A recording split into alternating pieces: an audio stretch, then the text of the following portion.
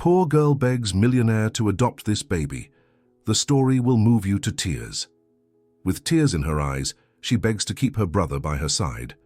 The millionaire faces attacks, suspicions, and temptations to give up. But the final decision brings tears even to those who don't believe in happy endings. If this story interests you, don't forget to subscribe to our channel and tell us which city you're watching from. We'll continue. I promise this will be the best story you'll hear in your life. The alarm went off at 5:45 in the morning. As always, Richard Adams extended his arm with surgical precision, silencing the device before it even completed its first ring. His feet touched the cold floor of the apartment in a calculated movement, and in exactly 15 minutes he was dressed, shaved, and with the first cup of morning coffee in his hands. The day's agenda was already memorized. Meeting with investors at 8, analysis of reports until 10, business lunch at noon. Everything timed, everything under control. At 32, Richard had built an empire based on numbers and efficiency. His financial consulting firm was one of the most respected in Chicago, and he himself was a results machine that transformed business chaos into profitable order.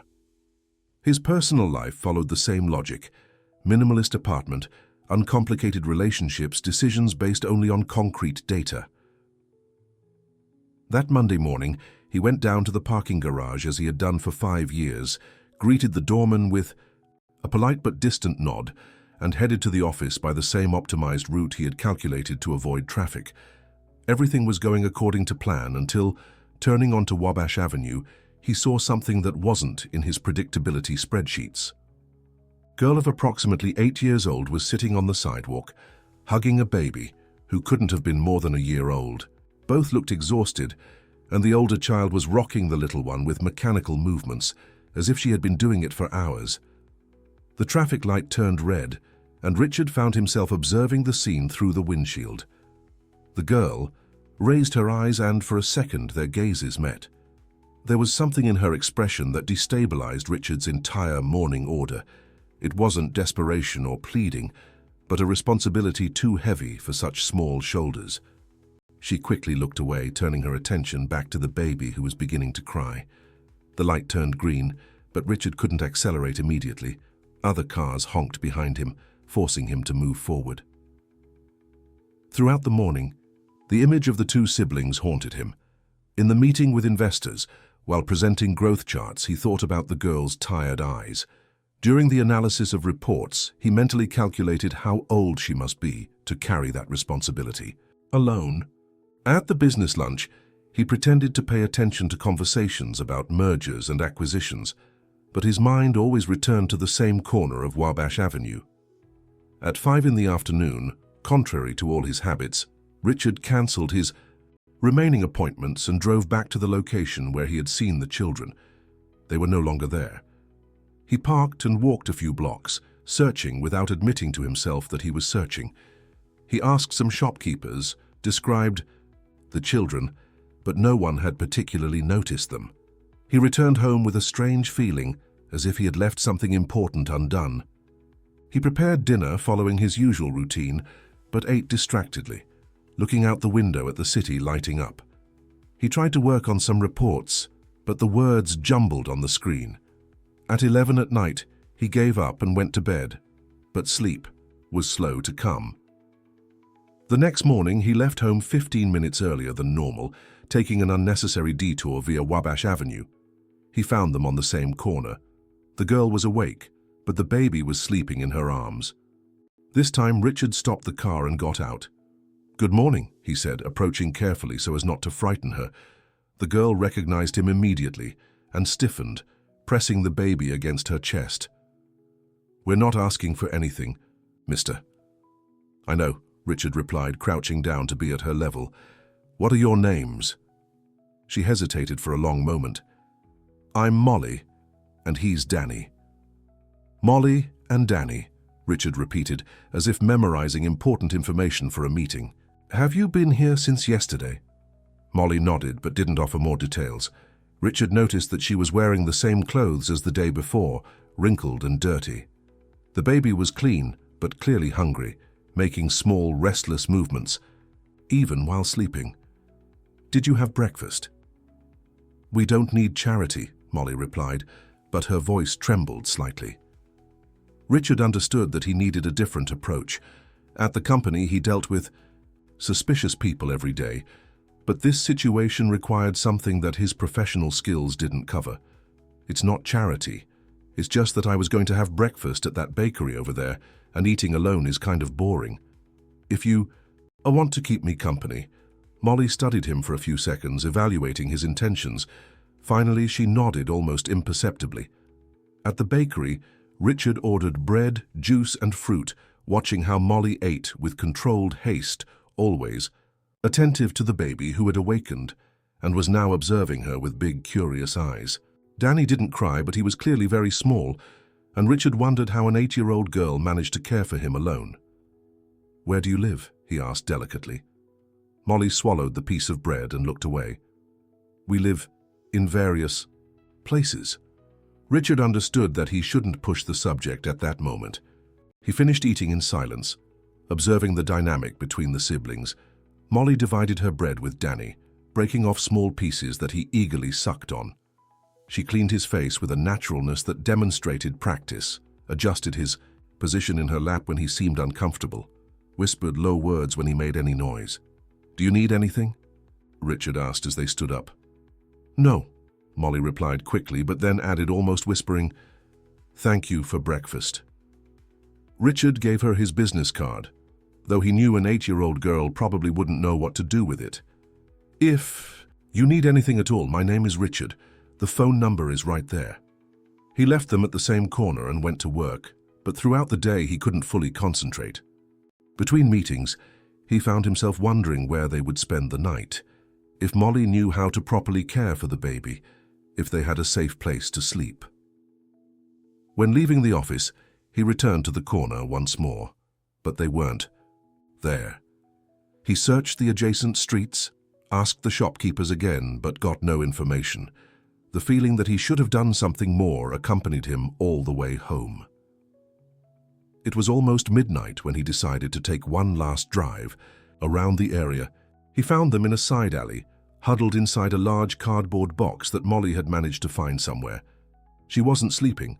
She was watching over her brother's sleep with alert eyes, startling at any noise from the street. Richard stopped the car and got out, walking slowly so as not to frighten her. "Molly?"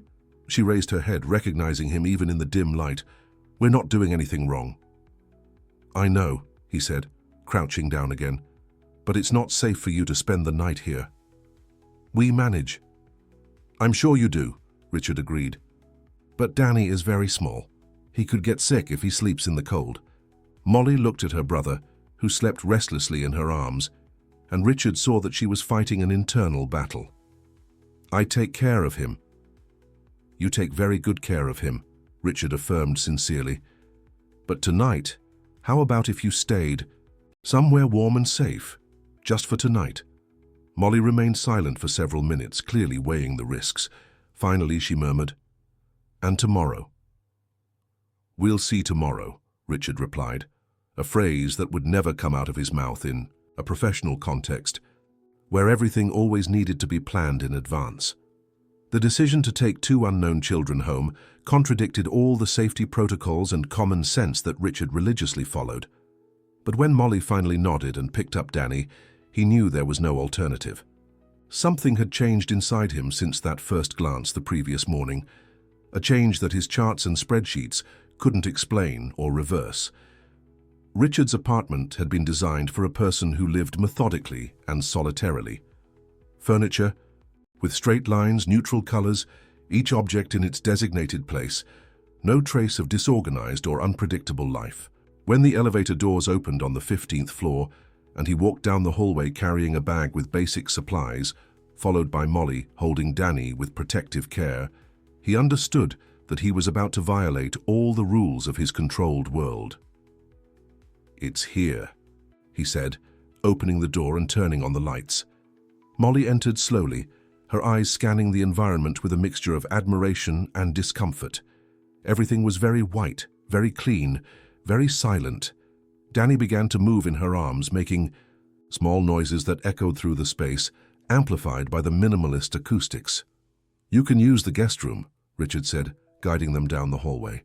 The room was impeccable, with a twin bed that had never been used and an empty closet. "Tomorrow we'll get a crib for Danny."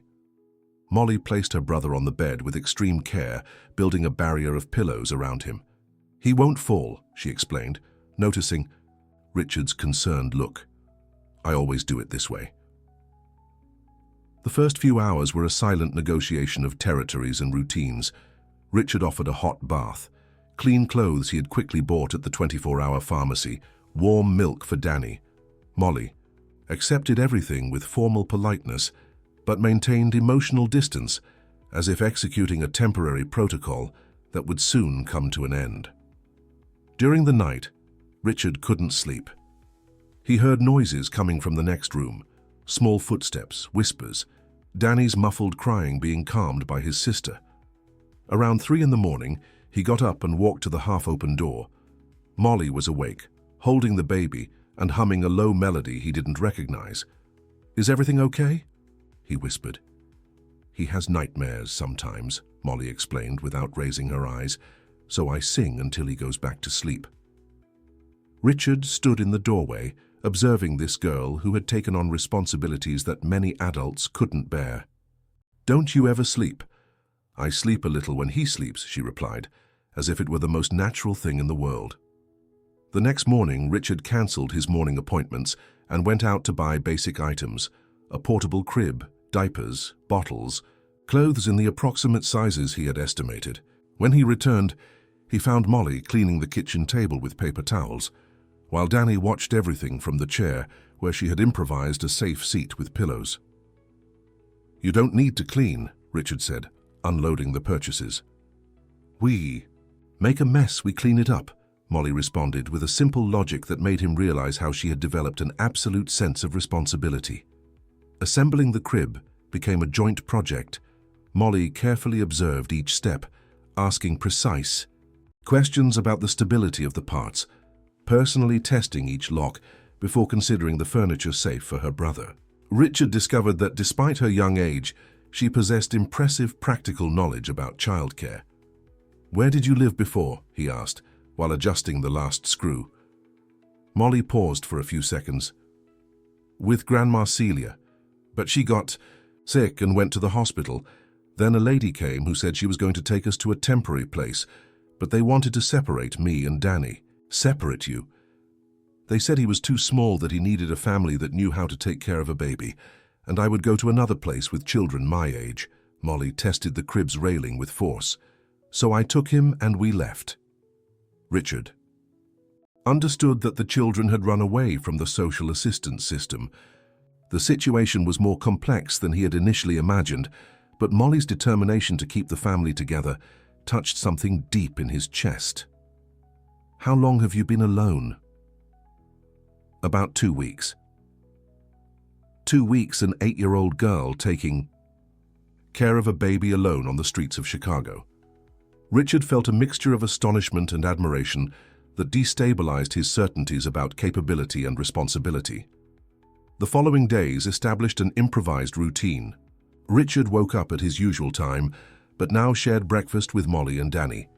She had naturally taken on some household tasks, preparing her brother's bottle with scientific precision, organizing diapers and clothes with efficiency that rivaled his own. At work, Richard realized that his concentration had changed. Between meetings, he found himself wondering if Molly was managing to get Danny to sleep for his afternoon nap, if she was eating properly while focusing on caring for the baby.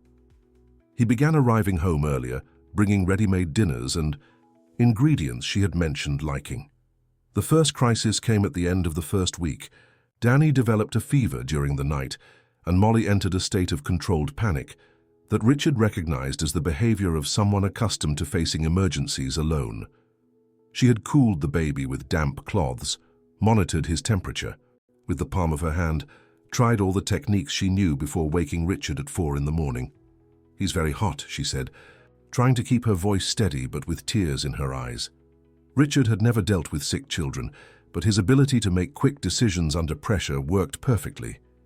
He called a home medical service, kept Molly informed about each procedure, helped her keep Danny calm during the examination. The diagnosis was simple, a common cold, but Molly's relief was so visible that Richard understood the weight of the responsibility she carried daily. "Thank you," she murmured when the doctor left and Danny went back to sleep peacefully. "You don't have to thank me. Families take care of each other," Richard replied, and only after speaking realized that he had naturally used the word family. Molly looked at him with an expression that mixed surprise and what might be careful hope. "We're temporary family," she said, but without much conviction. "For now," Richard agreed, although he already knew that the word temporary had lost its meaning days ago. The second crisis came from the external world. Susan, the cleaning lady who had worked in the building for years, made comments to other residents about the children who had appeared in apartment 1507. The comments turned into questions, the questions into speculation, and soon Richard found himself explaining the situation to curious neighbors who had never shown interest in his personal life. "They're relatives," he explained to the building manager, a severe woman who knocked on his door one Saturday afternoon. "Relatives just appear out of nowhere like that?" She questioned, clearly suspicious. "Complicated family situation," Richard replied with the patience he developed in difficult negotiations. Molly had heard the conversation and, when the manager left, asked, "Are you having problems because Jarvis?" "No problems," Richard lied, because in truth he was beginning to realize that integrating two children into his organized life would create ripples in circles he hadn't even initially considered. At work, his partner Brian began making observations about his change in behavior. "You're leaving earlier, canceling appointments. Is there something happening that I should know about?" "Personal matters," Richard replied evasively. "Personal matters that affect the company?" The question hung in the air, and Richard understood that he would have to make more definitive decisions about how to balance his professional life with his new domestic reality. When he arrived home that night, he found Molly teaching Danny to clap his hands, the two sitting on the living room rug that was now covered with colorful toys that completely clashed with the minimalist decor. "Look," Molly said, excited. "He learned this morning." Richard sat on the floor beside them, something he never did before, and watched Danny clap his small hands with enthusiasm, producing a happy sound that echoed through the apartment. At that moment, he understood that the waves of change in his life weren't problems to be solved, but adaptations to be embraced. The methodical man still existed, but now shared space with someone who was learning that the controlled chaos of an improvised family could be more rewarding than the perfect organized solitude of before. The phone call came on a Tuesday morning, while Richard was preparing coffee and Molly was helping Danny eat pieces of banana. The voice on the other end of the line was formal, bureaucratic, loaded with authority that immediately put all his senses on alert. "Mr. Richard Adams, this is Carla Simmons, social worker from Child Protective Services. We received an anonymous report about two children who are allegedly under your care without proper documentation.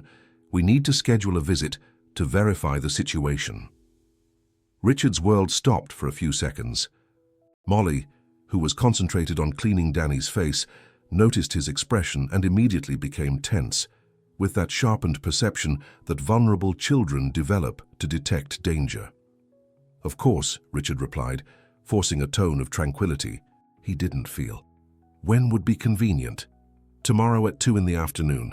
This will be a routine assessment, Mr. Adams. There's no reason for concern if everything is in accordance with child protection standards."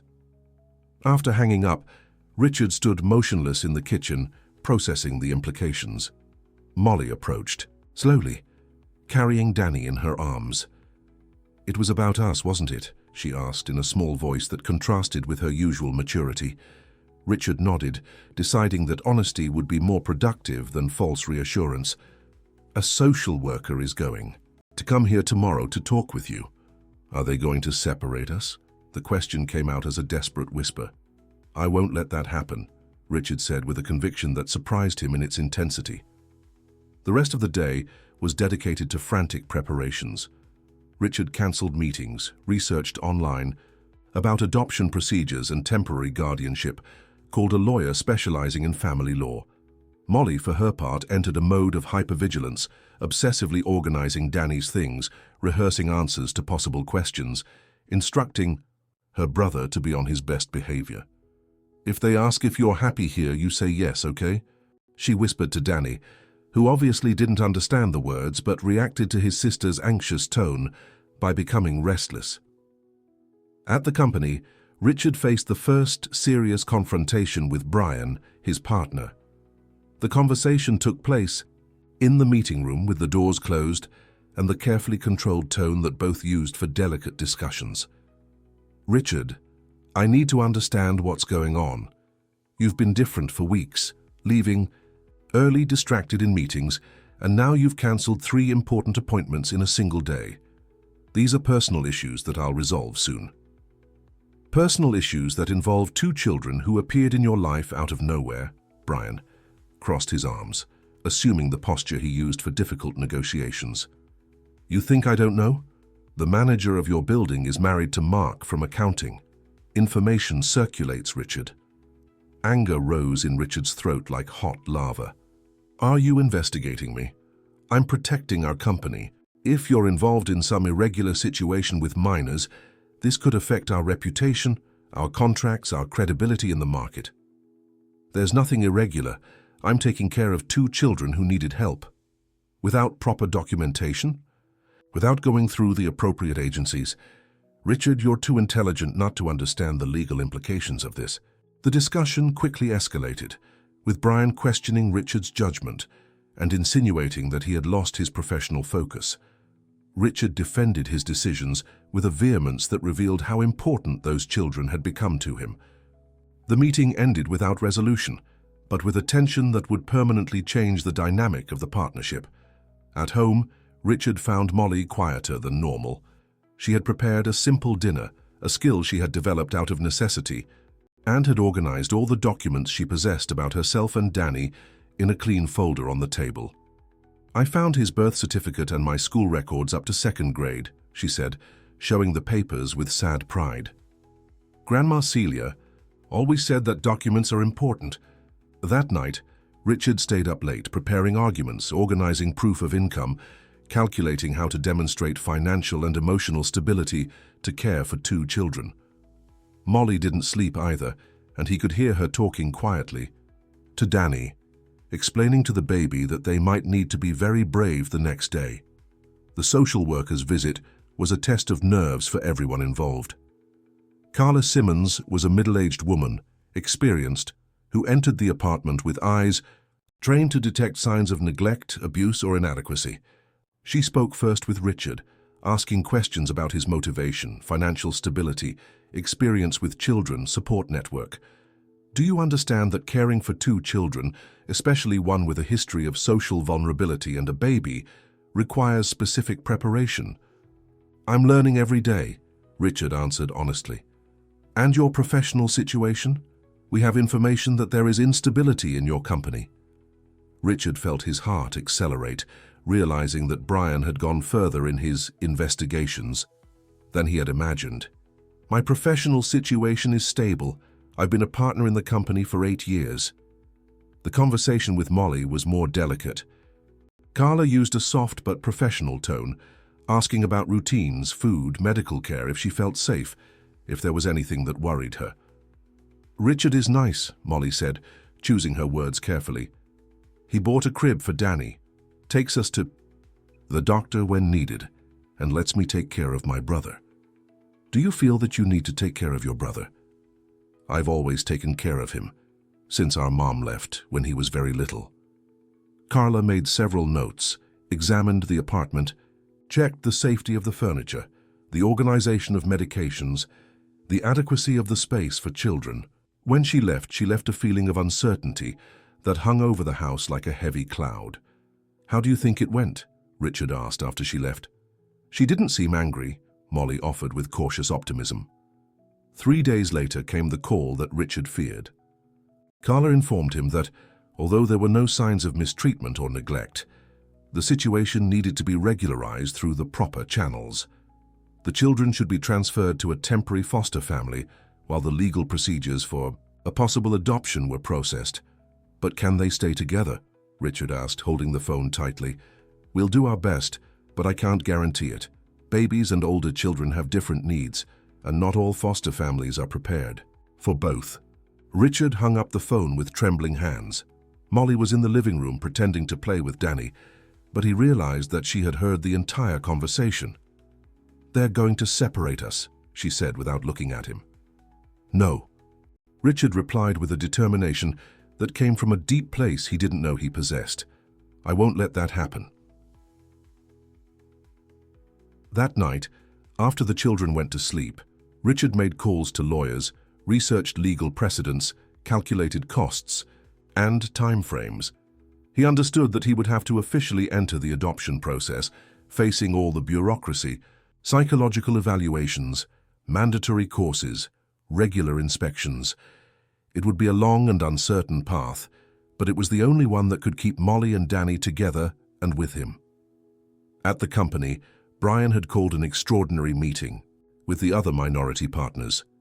The atmosphere was charged with tension when Richard arrived, realizing that his personal life had become a corporate discussion topic. Richard, we need to talk about your current situation and how it affects our partnership, Brian began without preamble. My personal life doesn't interfere with my work. Yes, it does.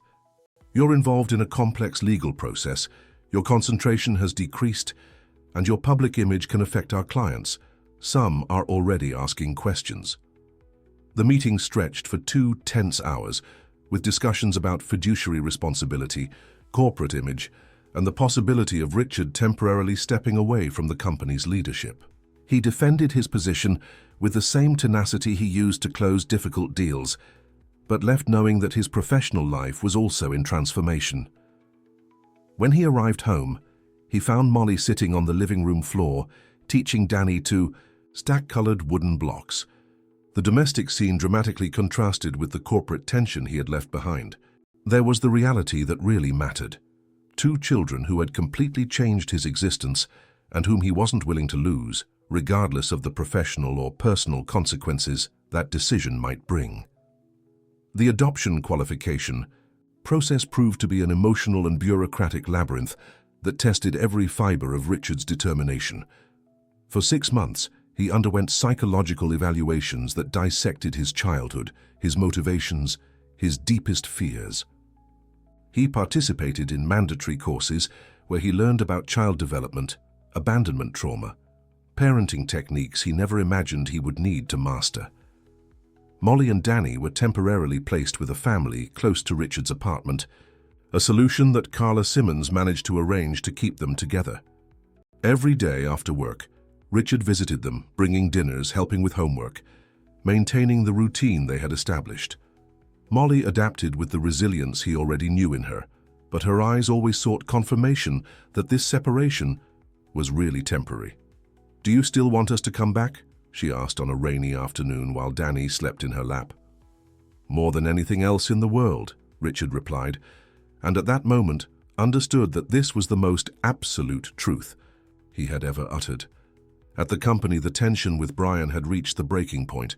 On a Thursday morning, he convened an extraordinary assembly with all the partners to vote on removing Richard from the executive presidency.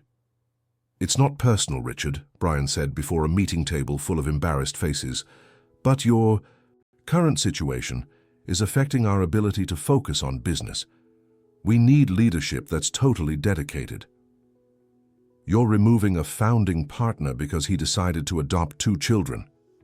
Richard asked, his voice containing a mixture of indignation and disappointment that surprised everyone with its controlled intensity. "We're preserving a company that employs 43 people," Brian retorted.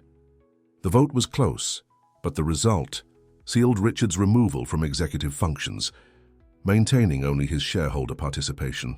When he left that meeting, he felt as if an entire phase of his life had been closed, but he also experienced an unexpected freedom, as if chains he didn't know he carried had been removed. That night, he called Molly at the foster home. "I might need to find a new job," he said, trying to keep his voice casual. "Because of us?" No, because I discovered there are more important things than meetings and reports. The adoption preparation course brought unexpected revelations about himself and about the children.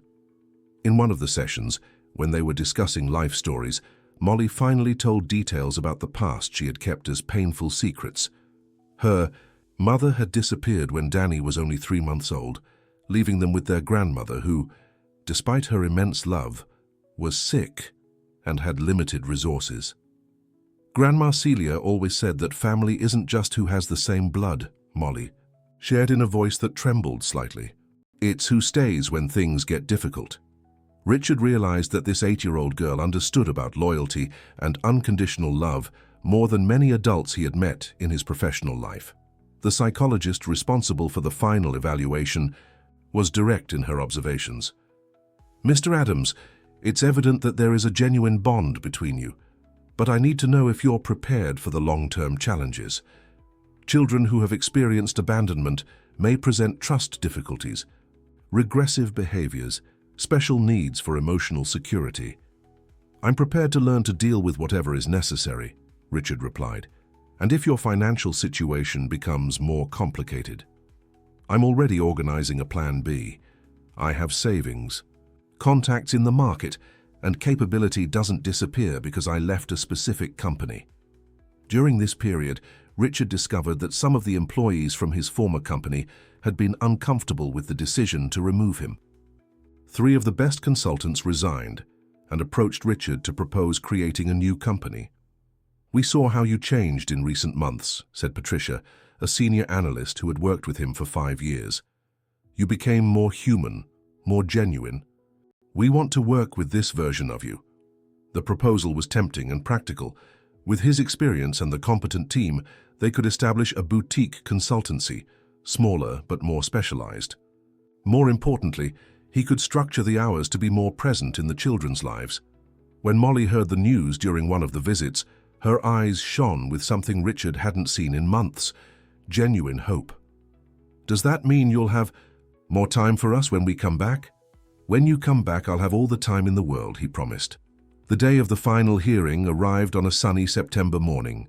Richard wore his best suit, not out of corporate protocol, but because he wanted to show respect for the importance of the moment. Molly wore a yellow dress that he had bought especially for the occasion, and held Danny, who now at almost 2 years old was taking his first wobbly steps and had learned to pronounce Richard, his version of Richard that melted the hearts of everyone who heard it. The judge was a woman with grey hair and a severe expression who carefully examined all the documents, psychological reports, social evaluations, and financial proof. She asked direct questions to Richard about his motivations, his plans, his understanding of the responsibilities he would assume. Mr. Adams, adopting 2 children simultaneously, one of them still a baby, is a considerable challenge for a single man with no previous experience with parenthood. What makes you believe you are prepared for this? Richard took a deep breath and looked at Molly, who was holding Danny's hand and watching him with a confidence that strengthened him. Your Honor, 8 months ago I was a completely different person. I lived in a mechanical routine, focused only on financial results, without understanding what really mattered in life. When I found Molly and Danny, it wasn't an act of charity or a momentary impulse. It was the recognition that they filled a void I didn't even know existed. I learned that being a father isn't about being theoretically prepared. It's about being willing to learn, to adapt, to put their well-being above anything else. And that I know I can do, because I've been doing it for months. The judge then addressed Molly. And you, Molly? How do you feel about the possibility of Richard officially being your father and Danny's? Molly stood up, holding Danny in her arms, and her voice came out clear and firm. He's already our dad, Judge. He takes care of us when we're sick, takes us to the doctor, buys the things we need, plays with us, and never talked about separating us. We just want it to be official. The silence that followed was charged with emotion. The judge examined the papers once more, consulted something with the clerk, and finally pronounced the words that definitely changed their lives. Considering all the elements in the records, the financial and emotional capacity of the petitioner, the effective bond established, and the best interest of the children, I grant the adoption request. Molly Santos Silva and Danny Santos Silva will now be called Molly Santos Adams and Danny Santos Adams, legitimate children of Richard Adams, with all the rights and duties inherent to filiation."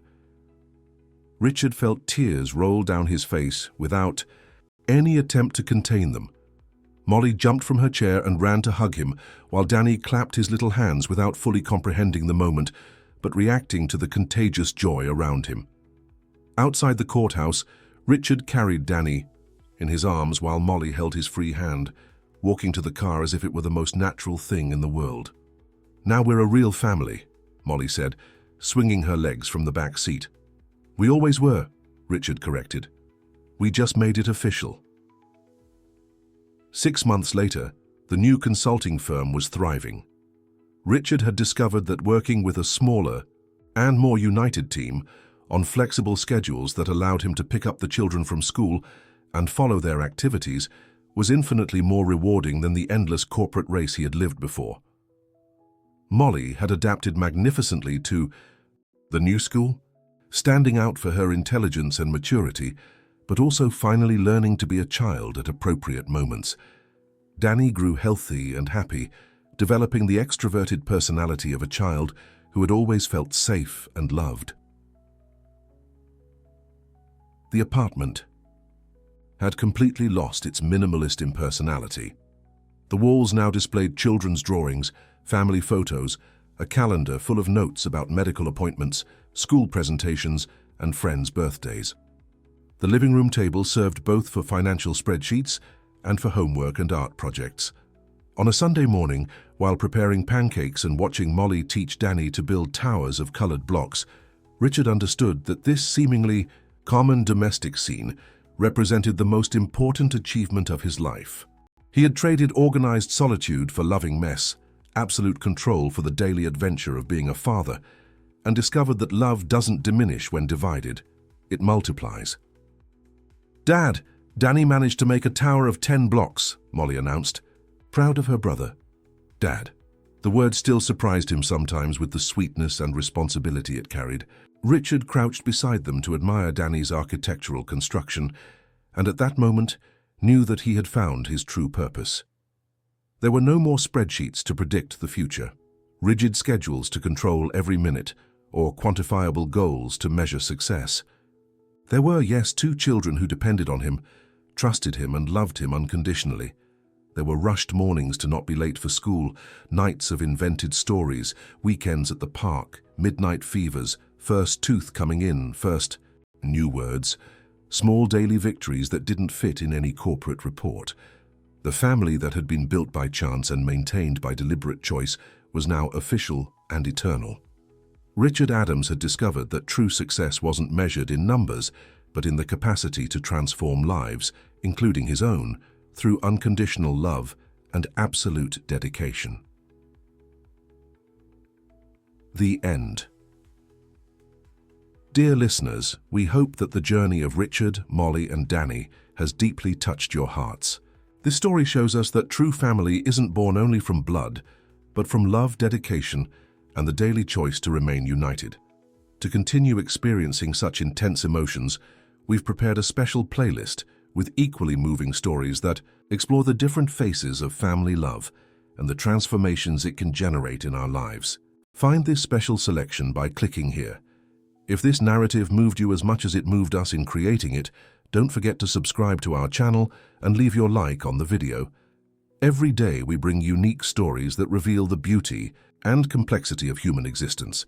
Don't miss our upcoming content, and we eagerly await your comments on how this story